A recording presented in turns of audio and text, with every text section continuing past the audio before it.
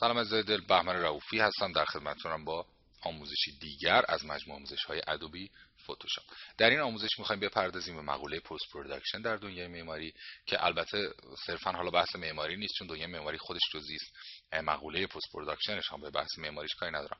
مقوله پست پروداکشنش و هیته فتوشاپش در واقع زیر مجموعه‌ای هست از دنیای فوتو مانیپولیشن و فوتو کامپوزیتینگ در دنیای حرفه‌ای فتوشاپ و خیلی از کارهایی که شاید در دنیای معماری با واسطه حالا نداشتن سیستم در واقع خوب، نداشتن وقت، نداشتن مهارت کافی، انجامش در نرم افزارهای سه‌بعدی و بحث رندرینگ سخت هست. ما در فتوشاپ میتونیم اون رو اوکی کنیم. کما اینکه اصلا فرآیند پست پروسسینگ و پست پروداکشن فرآیندی است که در تمام دنیا، در حتی در بهترین خروجی‌های سه‌بعدی هم انجام میشه و در نهایت هر خروجی عکس، تصویر، ویدیو و هر چیزی در نرم افزارهای مخصوص خودش پست پروداکت خواهد شد که در حتی دنیای هالیوود هم بهترین خروجی‌های 3D رندرینگ داخل نرم افزارهای ویدیوها، منظورم هست داخل سافتورهای چون نیوک، فیوژن، افتر افکت و خیلی سافتورهای دیگه قرار میگیره و پست پروسس یا پست پروداکت میشه، اصلاح نور و رنگ میشه، کامپوزیت میشه، ترکیب میشه با تصاویر لازم، حالا پس رندرهاش روی هم دیگه قرار میگیرن و خیلی چیزهای دیگه تا یک تصویر کامل رو به ما میده. در واقع دنیای پست پروداکشن دنیای جدا از دنیای 3D رندرینگ نیست، اما خب نباید اینها رو هم با هم دیگه قاطی کنید. ببینید، من به این آموزش صرفاً کاری ندارم، نه، کلی عرض میکنم خدمتتون. ما فقط و فقط بنا به 3 دلیل میریم سراغ دنیای پست پروداکشن، یعنی باید برای این 3 دلیل برید سراغ مبحث پست پرو. 1، کاری رو میخواید در دنیای 3D انجام بدید، در نرم افزار بلد نیستید ولی در فتوشاپ میتونید میرید سراغ اون. 2، کاری رو که میخواید انجام بدید در نرم افزارهای 3D بلدید ولی از لحاظ تایمینگ و قدرت پردازشی سیستم، اون سیستم قدرتمندی که حالا نیاز به اون کار، یعنی اون نیاز رو برطرف کنه رو ندارید، میریم سراغ پست پروسسینگ. اوکی؟ و دلیل سوم این کار اینه که شما کاری رو میخواید انجام بدید، یعنی تصویری خروجی رو نیاز دارید که اصلا اون نرم افزار 3D نمیتونه برایش بسازه. نرم افزاری که بهش مسلط هستید و موتور رندری که باش کار میکنید توانایی تولید اون تصویر رو نداره. ما میریم سراغ پست پروسسینگ. یعنی غیر از این 3 حالت اشتباهی که شما بیاد در فرآیند پست پروداکشن کار رو انجام بدید. یعنی اگر شما میتونید همه اونها رو در 3D انجام بدید و رندر بگیرید چه بهتر. چرا؟ چون اونجا محاسبات دقیق رخ میده، محاسبات خیلی فنی و اصولی رخ میده. در واقع شما وقتی یک درخت رو در نقطه از 3D قرار میدید، سایه، نور، رفلکشناش و اثرش روی زمین، امبینت اکولوژنش، همه چیزش محاسبه میشه. عمق شاخ و برگش، دپتش، همه اینا محاسبه میشن. اثری که روی ساختمون کنار خودش میگذاره، تمام اینها در سیستم مخصوصا موتور رندرهای مثل موتور رندرهای ری تریس کاملا اینها انجام میشه و باعث میشه که کار شما یک کار در واقع تمیزتر، فنیتر و اصولی‌تری رو تحویل بگیرید. اوکی؟ ولی بحثی که هست بعضی موقع به خاطر یک سری از این محدودیت هایی که من عرض کردم، یک از اون 3 دلیل خدمت شما، ما مجبوریم بریم سراغ چی؟ پست پروسسینگ. پس اون 3 دلیل چی شد؟ 1، ما اصلا نمیتونیم در واقع اون کار رو تو 3D انجام بدیم. 2، میتونیم انجام بدیم، وقتشو نداریم یا سیستمشو نداریم، یعنی کامپیوتر قدرتمندی که بتونه پروسس کنه فرآیند کار ما رو. و دلیل سوم، اون برنامه 3D، اون موتور رندر اصلا نمیتونه این کار رو انجام بده. ما میریم توی فتوشاپ یا نرم افزارهای پست پروداکت ویدیویی یا کامپوزیتینگ ویدیویی. و مسئله از همه مهمتر که خیلی اشتباه برای بچه‌ها پیش میاد، هر کاری رو با نرم افزار مخصوص خودش انجام بدید. ببینید، این که راحت ترین یه بحث تخصصی بحث. اگر میخواید متخصص باشید، هر کاری با نرم افزار مخصوص خودش. در دنیای استریمیج، تصویر تک فریم، تصویر ثابت، در پردازش عکس، تصاویر ثابت، هیچ سافتوری در دنیا قدرتمندتر از فتوشاپ نیست و در واقع اصلا مسخره است که ما ببریم توی نرم افزار دیگه، خودمون رو محدود می‌کنیم. خیلی از دوستانی که من دیدم پست پروسسینگ یا پست پروداکتشون رو با افتر افکت انجام میدن یا با نیوک انجام میدن. خب این دو تا نرم افزار دو تا غولن، یعنی واقعا دو تا غولن. مثلا نیوک که اصلا امپراتور دنیای کامپوزیتینگه. خب ولی بحثی که هست، نیوک، فیوژن، افتر افکت، این سافتورها تخصص فوتو کامپوزیتینگ ندارن. نه که نمیتونن، میتونن انجام بدن. تریلی هم میتونه یه دونه آجر رو از سر کوچه ببره تا سر اون یکی کوچه، ولی تریلی برای حمل آجر ساخته نشده. تریلی ساخته شده که کانتینر مثلا 20 تنی رو بین دو تا کشور حتی حمل کنه. یعنی بحثی که هست اینه که نه اینکه اون افزار نمیتونه، نیوک میتونه خیلی کارهای خوبی رو تصویر انجام بده، افتر افکت کارهای بسیار خوبی رو میتونه تصویر انجام بده، ولی اونها سافرهای تخصصی برای استیل ایمیج نیستن. اونها نرم افزارهای کامپوزیتینگ برای دنیای ویدیو ان، برای دنیای تصویر متحرک ان، برای موشن پیکچر و در دنیاهای خودشون هر کدوم در زمینه تخصصی خودشون یه قولن. افتر افکت نرم افزار تخصصی موشن گرافیکه و در دنیای خودش بهترینه. میدونید؟ پس هر کدوم از این سافرها رو در جای خودش استفاده کنید و اگر مشکلی داشتید سوال کنید، بپرسید، به من مسیج بدید، پیام بدید. مطمئن باشید خیلی از کارهایی که شما در افتر افکت مثلا روی ویدیو انجام، روی تصویر تک فریم، ببینید حتما به این موضوع دقت کنید. یه زمانی شما از یک عکس میخواد یک انیمیت بیرون بیارید، یک عکس رو میخواد به یک موشن پیکچر تبدیل کنید، بله نیوک افتر افکت بهترین انتخاب های شما، بستگی مهارت کاریتون. ولی یه زمانی از شما اصلا نمیخواید تحرکی در کار باشه، در نهایت میخواد یه تیف، یه تی جی ای، یه جی پگ، یه پی ان جی، خب یه جیف، یه فرمت ثابت رو میخواید، یه فرمت استیل ایمیج رو میخواید خروجی بگیرید برید برای چاپ، باید برید سراغ نرم افزار تخصصیش که فتوشاپ هست. شما در نرم افزارهایی مثل نیوک یا مثل افتر افکت سیستم کالر منیجمنت ندارید برای چاپ، برای اینکه اصلا اون نرم افزار برای چاپ ساخته نشده، خروجی به چاپ که نمیده که. شما باید بتونید کالر منیج کنید، پروف کالر کنید، رنگ هاتون رو اصلاح کنید، اگر سی ام وای کی های تداخلی در آر جی بی سی ام وای کی دارید اونها رو اصلاح کنید که در چاپ مشکل نخورید. شما باید پنل بسیار عظیم رنگی مثل پنتون کالرز رو در اختیار داشته باشید که در چاپ سی ام وای کی باز به مشکل نخورید و این حالا تازه مسائل ساده ترشه که فتوشاپ به راحتی اینا رو هندل میکنه ولی اونها ندارن. پس بنابراین سعی کنید از سافرهای تخصصیتون استفاده کنید. مثل که من بخوام یک ویدیو رو کامپوزیت کنم با یک صحنه استیل ایمیج بیام سراغ فتوشاپ، خب خیلی مسخره است، چون اصلا این نرم افزار توانایی ادیت ویدیویی نداره، اصلا این کارش این نیست. ادیتش خیلی ساده است، خیلی معمولیه، برای یه سری اصلاحات خاص ما ازش استفاده میکنیم تو دنیای ویدیو. پس سافر تخصصیش اونه، اون سافر حرفه‌ای طراحی شده برای چی؟ برای در واقع کامپوزیتینگ ویدیو. پروژه‌های خیلی عظیمی در دنیا با نیوک انجام میشه، پروژه‌های بسیار عظیمی در دنیا با افتر افکت انجام میشه. میتونید سایت ویدیو کوپایلوت سر بزنید که سایت باز هنوز لول های اند نیست ولی خب کاراش فوق العاده است، مال اندرو کریمر، میتونید ببینید چه شاهکارهایی رو با افتر افکت خلق میکنه. ولی برید در دنیای کامپوزیتینگ سرچ کنید، هیچ کس نمیشه با افتر افکت کامپوزیت کنه عکس استیل ایمیج رو، با نیوک کامپوزیت کنه عکس استیل ایمیج رو، چون اصلا برای این کار یعنی ساخته نشدن، زشته باش این کارو بکنی. قضیه هم آجر است که بذاری پشت تریلیه که ببره تا سر کوچه. خب پس از سافر تخصصی استفاده کنید. در دنیای ادیت تصویر، عکس و فوتو مانیپیولینگ، تصویر فوتو کامپوزیت، فتوشاپ امپراتور این دنیاست و حرف اول آخر رو داره میزنه، هیچ کس هم نمیتونه منکر این قضیه بشه. اما سعی کنید هر کاری که تو اون نرم افزار میکنید معادلش رو تو فتوشاپ یاد بگیرید و خودتون خواهید دید که اون کار در فتوشاپ خیلی سریعتر، خیلی راحتتر، خیلی روونتر انجام میشه. دست به دامن پلاگین ها هم نشید، یاد بگیرید هر کاری رو خودتون انجام بدید. پلاگین ها در دنیای فتوشاپ ها، من با 3D استودیو مکس، با مایا، با هودینی، چه با سافرهای دیگه اصلا کاری ندارم. اونها پلاگین های افتر افکت پلاگینی داره که اصلا خودشون کارو نمیتونه بکنه، با اون پلاگین باید اون کارو انجام داد. ولی در دنیای فتوشاپ ما ادزان یا پلاگینی نداریم که بتونه کاری رو انجام بده که خود فتوشاپ نتونه اون انجام بده. پلاگین ها فقط ذهن شما رو تنبل میکنن، جای شما تصمیم میگیرن، جای شما کار میکنن و به سرعت کارو درست انجام میدن، ولی با همون سرعت هم مغز شما رو منجمد میکنن و اجازه نمیدن که شما قوه خلاقیت، قوه ساخت به دست بیارید. و از همه مهمتر حواستون باشه وقتی شما از پلاگینی مثل ماجیک بالت در دنیای مثلا اصلاح نور و رنگ در فتوشاپ استفاده میکنید، این پلاگین رو 100 نفر دیگه مثل شما دارن. پس همون کاری که داره میکنی همون کارو داره مثلا محمد میکنه، حسین میکنه، نقی میکنه، عبدالله میکنه، همه میکنه. و برای همینه که وقتی یه نگاه به دنیای پست پروداکت ایران بندازیم میبینید تمام کارهای معماری 90% شبیه همن. نور و رنگ ها همه شبیه همه، استایل ها شبیه همه. چرا؟ چون همه از یه پلاگین های خاصی دارن استفاده میکنن. من نظر خودم رو دارم میگم، حالا اگه شما میگی پلاگین خوبه برو استفاده کن.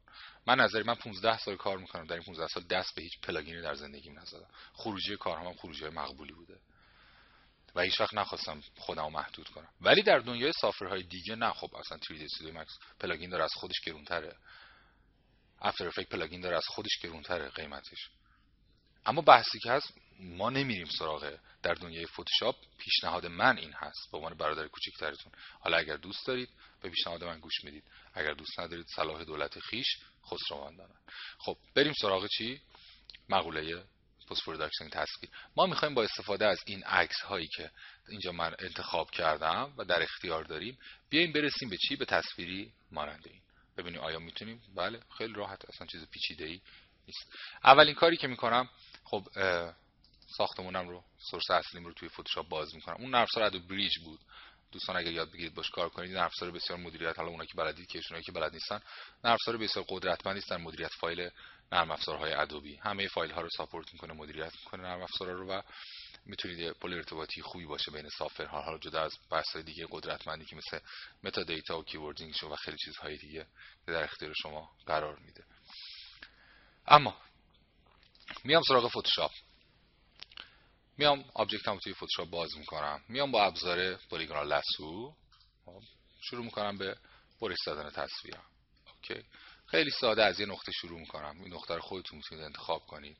خب میام مثلا اینجا. اگر از موسای های دی پی آی استفاده کنید خب مسلما خیلی راحت تر هستید برای انتخاب، مخصوصا رو عکس های با رزولوشن پایین. من شادو این ساختمون رو هم میبرم فعلا، ولی به عنوان سایه نمیخوام ازش استفاده کنم. حالا با هم که پیش بریم متوجه میشیم. به پایه ها دقت کنید، اون پایه ها حتما دقیق و تمیز در واقع بریده بشه. زومتون رو میتونید ببرید بالاتر، حالا برای اینکه دقت بیشتری رو در بحث برش داشته باشید. میام سراغ این قسمت میبرم، میام بالا. خب ببین من اینجا یه نقطه اشتباه تایپ کردم، با زدن دکمه دیلیت یا بک اسپیس میتونم در واقع برگردم عقب. یه نقطه اشتباه زدم اونجا. میام گوشه های ساختمونم رو هم میگیرم. خب و میام اینور، میام سراغ در واقع ساختمونم. اگر فیلم های مقدماتی رو ندیدید دیگه ضرب نید سراغ این، اول اونها رو ببینید، اونها رو یاد بگیرید و بعد بیاید در واقع توی همچین تمرین هایی که حالا سطحش پیشرفته تر هست نسبت به کارهای مقدماتی. اوکی، میام سراغ چی؟ پنل منیو و دکمه چی رو میذارم؟ پنل لیرز و دکمه در واقع ماسک رو میذارم. این ماسک میشه بریده میشه از صحنه پشتش جدا میشه. خب فعلا دیگه کاری باهاش الان ندارم. میرم بک‌گراندم رو انتخاب میکنم. خب پلینم رو، یعنی کفی که میخوام توی کارم استفاده شه. میگم از این تصویر میخوام استفاده کنم که چی که علاوه پرسپکتیو. ببینید اگر من این رو در واقع با ابزار موو بیارمش توی کارم، میبینید که اینجا بذار قرارش بدم، علاوه پرسپکتیو تقریبا مچه با تصویر من. حالا این رندر رو من خودم نگرفتم، برای همین تو بحث مچ پرسپکتیوش باید اینقدر بگردم تا بتونم عکسی پیدا کنم که با این بخونه. اما وقتی شما خودتون دارید رندر میگیرید، میتونید عکستون رو تو مکس یا تو هر سافر 3D که دارید لود کنید، مچ پرسپکتیو کنید، دوربین رو بر اساس پرسپکتیو عکس بک‌گراند تنظیم کنید و بعد رندر میگیرید که کارتون خیلی راحت تر میشه.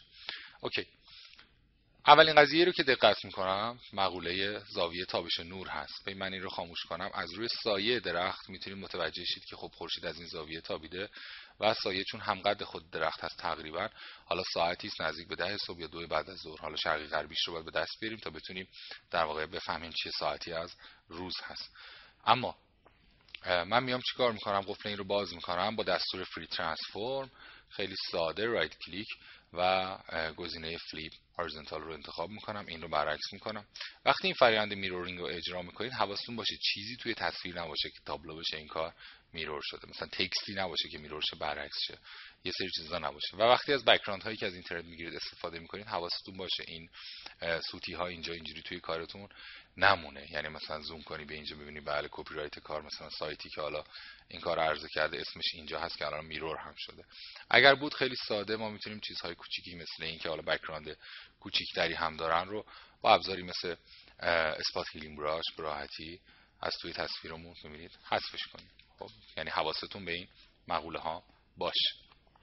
حالا ببینید وقتی من این خونه رو روشن کنم میبینید نورها خیلی بهتر و کاملا مچ شد با تصویر من، زاویه تابش نورش. که حالا ما اینا رو با یه سری حرکت های گول زننده دقت بیننده روی مسائل میاریم پایین که بیننده متوجه این خطاها و این به قول خودمون سوتی ها نشه. حالا میایم سراغ در واقع بقیه متریال هایی که ما در اختیار داریم توی کارمون. میایم اینجا، میایم سراغ اون یکی بک‌گراندم، کوهی که من در بک‌گراند کار میخوام باهاش ترکیب کنم که این فایل ها رو براتون تو فایل زیپینگ میذارم که از همین فایل ها استفاده کنید و تمرین کنید. کوهی که تو بک‌گراند کار من هست، لودش میکنم داخل فتوشاپ، میارم با ابزار موو میندازمش داخل این تصویرم. اوکی. و چون سایز ها رو من یکی انتخاب کردم دقیقا روی هم دیگه فیت میشن، میافتن. خونه رو خاموش میکنم فعلا. میبینید این باید من حالا میخوام از این کوه به عنوان یه بک‌گراندی پشت سر این خونه استفاده کنم.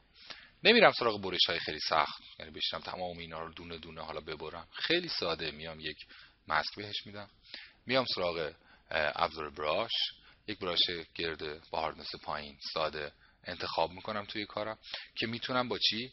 با در واقع سایزش رو یا از اینجا تنظیم کنم برای سیستم کاریم سایزم رو، یا اینکه یه تکنیک خیلی ساده تر و راحت تر بیام دکمه آلت رو نگه دارم، رایت کلیک کنم روی صفحه، به سمت بالا و پایین که حرکت میدید هاردنس رو میتونید تنظیم کنید، به چپ و راست سایز. یک براش تقریبا بزرگ با هاردنس پایین انتخاب میکنم و با رنگ مشکی، فورگراند کالر مشکی که روی ماسک رو حذف میکنه. اگر نمیدونستید ماسک چیه، فیلم های رایگان من هست، ماسک کامل توضیحاتش اونجا در اختیارتونه. میام و شروع میکنم به حذف کردن لایه کوهه که از زیرش چی مشخص میشه، کم کم از زیرش لایه چمن من مشخص میشه. اوکی. میبینید من این رو خیلی ترتمیز از اینجا شروع میکنم به حذف کردن. میتونم آلت رو نگه دارم، سایز براشم رو کمی بزرگتر کنم و هاردنس رو بیارم پایین. اوکی. مثلا همچین چیز. یه ذره کلیک میکنم انگار کوه ها داره میره توی اون ابرها و داخل اون مه داره محو میشه. اوکی. ساختمون رو روشن میکنم، میبینید ساختمون روشو میپوشونه. حتی میتونم بیام چی کمی تا مثلا 10% تا 15% سایز ساختمونم رو بزرگ کنم، ارتفاعشو ببرم بالاتر که اون کوه پشت ساختمون چی هیدن شه، مخفی شه. در واقع اگر معلوم باشه خب یه ذره کار رو تابلو میکنه که مثلا این کوه چی شد الان در افق محو شد مثلا. نه، ما در واقع کوهمون رو پشت ساختمون کمی مخفی میکنیم. الان میبینید رنگ ها اصلا مچ نیستن، مشکلی نداره، ما کاری به رنگ ها فعلا نداریم. اینجا ببینید یه سایه خوبی رو از این روی اینجا داده که خب مقبوله، یعنی میتونیم حتی یه ذره بیایم این رو دقیق ترش کنیم، سایز رو بیاریم پایین کمی و با رنگ مشکی روی ماسک در واقع این لایه کلیک کنیم، اینجوری این رو دقیق ترش کنیم. برای اینکه ببینید آیا ماسکتون درست انجام شده یا نه، آیا همه چی درست حذف شده، دکمه آلت رو نگه دارید، روش کلیک کنید. ببینید این لبه‌های پایین رو، اینا رو باید شما به مشکی تبدیل کنید، اینا نباید باشن تو این صفحه. در واقع مپ ماسک فعال میشه، نقشه ماسک رو شما میتونید ببینید ویژوال و اون حواستون باشه از این سوتیا ندید، مثلا یه تیکه از لایه پایینی این زیر معلوم نباشه. اوکی. ساختمون رو قرار میدیم روش، خیلی ساده و خیلی راحت. حالا میایم سراغ مرحله اوله در واقع مچ کردنمون. فعلا سراغ درخت‌ها نمیرم، زومم رو میبرم بالا. ببینید ما یک مقوله‌ای داریم در دنیای 3D به نام Ambient Occlusion. خب به معنای در واقع یک جور تاثیرگذاری نوری هست که دو تا آبجکتی که در کنار هم قرار میگیرن روی هم میذارن. در واقع یک سایه، یک مرز، یک نوری بین اینها ایجاد میشه که این دوتا توی اون مرز روی هم دیگه چی اثر میگذارن.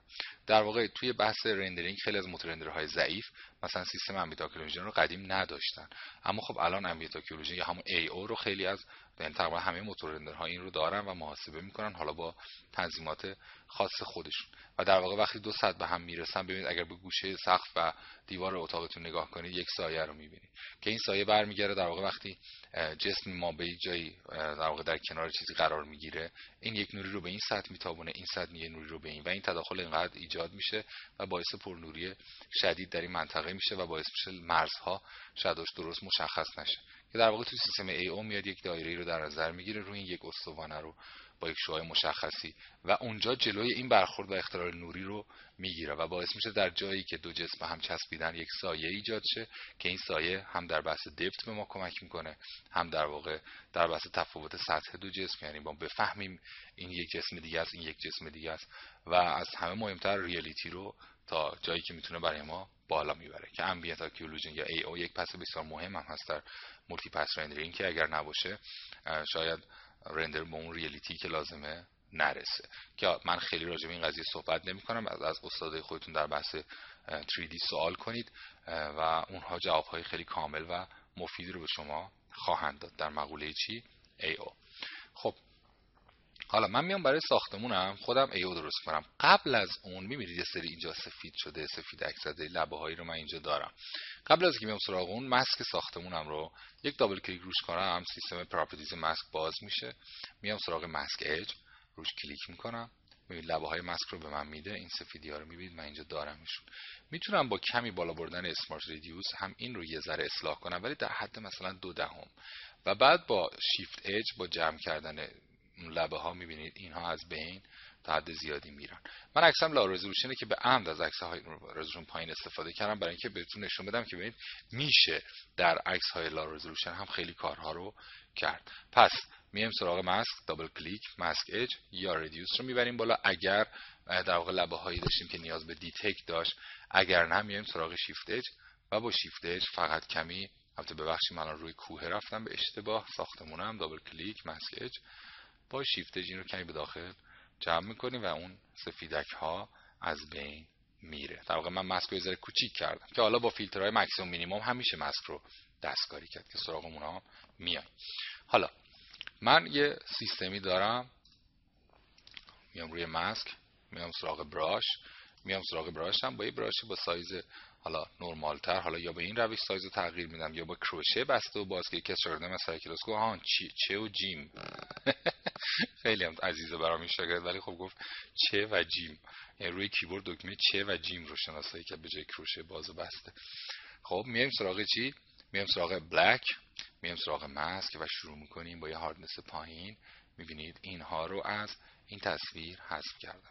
اگر دستتون روی موس دست قوی هست و میتونید موس رو در یک جهت ثابت و مشخص بدون به هم ریختگی حرکت بدید که از این تکنیک استفاده با دست این کارو بکنید. اما اگر میبینید نمیتونید این کارو کنید، یه روش خیلی ساده هست.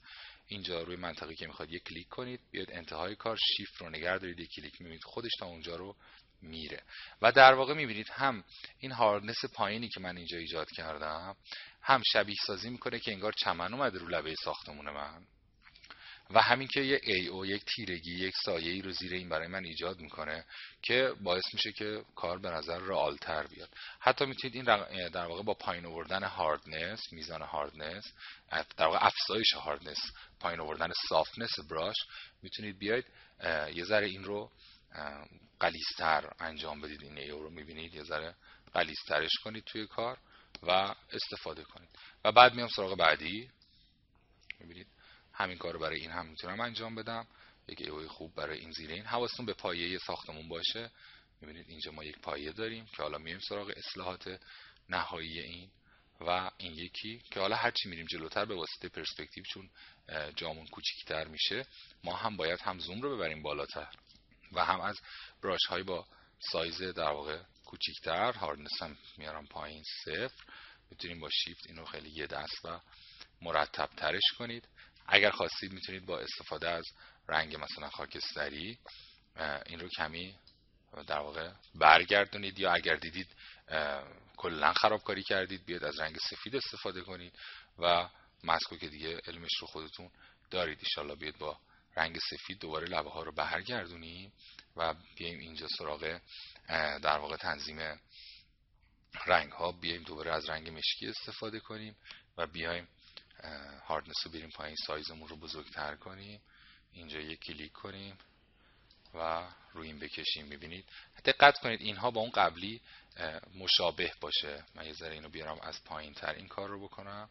اوکی، خیلی از هم دیگه متفاوت نباشن. همینطور این میام جلو برای این یکی، این وسطی ها رو میبینید با یک سایز براش بزرگتر به نسبت اون قبلی. البته میام اینجا، این هم که خیلی حالا کمتر میشه چون نور بیشتری رو در اختیار داره. اوکی، ببینید من این رو دارم، اما میمونه این پایه‌ای که اینجا در واقع زیر در ناحیه شادو هست. این رو هم یه ذره بیشتر ازش میگیرم و این لبش رو هم همینطور. دقت کنید AO توازنش رو به هم نخوره، یعنی یه جا زیاد نشه یه جا کمتر. اوکی، اینا بعدا میرن زیر شادو ساختمون، درست میشه حالا تو شادو نهایی.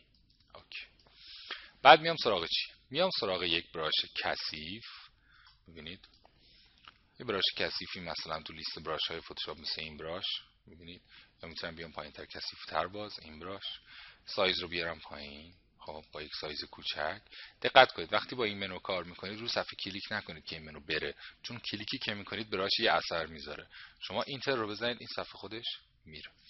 بعد میام سراغ لبه های این و فقط چی با رنگ مشکی کلیک میکنیم. کلیکی که ما اینجا انجام میدیم باعث میشه چی این قسمت از پایه حذف شه. در نتیجه وقتی پایه حذف میشه چی دیده میشه؟ اون چمنی که ما توی کار داریم، خب چمن دیده میشه و انگار این حس رو برای ما ایجاد میکنه که چی؟ نامنظم هم این کار رو بکنید که اون پایه داخل چمن فرو رفته. میبینید این حس رو برای شما ایجاد میکنه که انگار اون پایه داخل چمن فرو رفت. حالا باید بریم سراغ چی؟ شادوی ساختمونمون که کمک کنه ساختمونمون طبیعی تر به نظر برسه روی بستر زمین. میایم سراغ ابزار پن، میذاریمش رو حالت شیپ، با رنگ مشکی یک شیپ میکشیم. ببینید اندازه این وقتی اینجوری عمودی بیایید پایین میشه چی؟ ادامه شادو. این موازی با سقف بالا با همین زاویه‌ای که این داره، در واقع ما این رو تا نزدیکی این میاریم. اینجا یک بالکانی داریم به قول امریکایی‌ها، یک کنسول کوچیک داریم، این کنسول میاد تا اینجا. خب به همون زاویه‌ای که با این فاصله داره بسته میشه، میاد تو در واقع و ادامه پیدا میکنه تا لب این رو هم میاریم اینجا. مثلا از بقیه سایه رو از اینجا شروع میکنیم بیاد تا زیر ساختمون و از اینجا بعد دیگه که کاری باش نداریم میره پشت ساختمون. خب این سایه رو درست کردم. حالا میام اینو میذارم زیر ساختمونم. میبینید میشه شادوی ساختمون. من ابزار رو عوض میکنم میام اینجا. حالا کافیه من اینجا فیل رو بیارم پایین. میبینید فیل رو برای کارم کمی کم کنم. میتونم سایه رو بسازم. سایه چون روی چمن افتاده 100% لبه های سافتی داره، پس یه دابل کلیک روی شیپ هم میکنم، روی خود شیپ عکس رو باز میکنه. اگر بیایید مستقیم تو پنل پراپرتیز، اینجا پنل پراپرتیز این هاشش یا از ویندو بازش کنید، ما اینجا تنظیمات فدر داریم برای شیپ هامون. با یک ذره فدر لبه هاشو نرم میکنیم که چون روی چمن هست شادوی ذره اوکی تر شه. بعد میتونیم بیایم لایه‌اش رو انتخاب کنیم با ابزار پن. خب بیایم سراغ ابزار پن، این رو مثلا این گوش رو انتخاب کنیم، یه ذره سایه‌مون رو طولانی تر کنیم، کمی اینجا بکشیمش. میتونیم بیایم اینجا مثلا این دو رو اینو بیاریم این ورتر، شیفت رو نگه داریم. این دوتا تو درس پن کامل اینو توضیح دادم در گروه وی آی پی که چجوری باید با در واقع پن تولز فتوشاپ کار کنید. اوکی.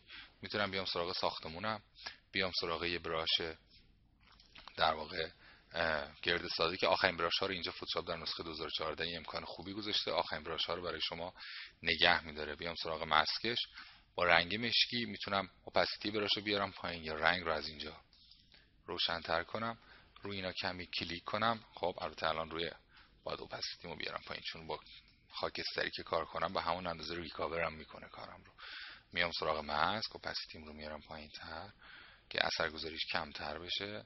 خب میبینید مقداری روی این کلیک میکنم که این پایه خیلی هم اینجوری توی چشم نباشه، اون نورش خیلی تو چشم میزد و تفاوت بزرگی رو اینجا ایجاد میکرد. اوکی.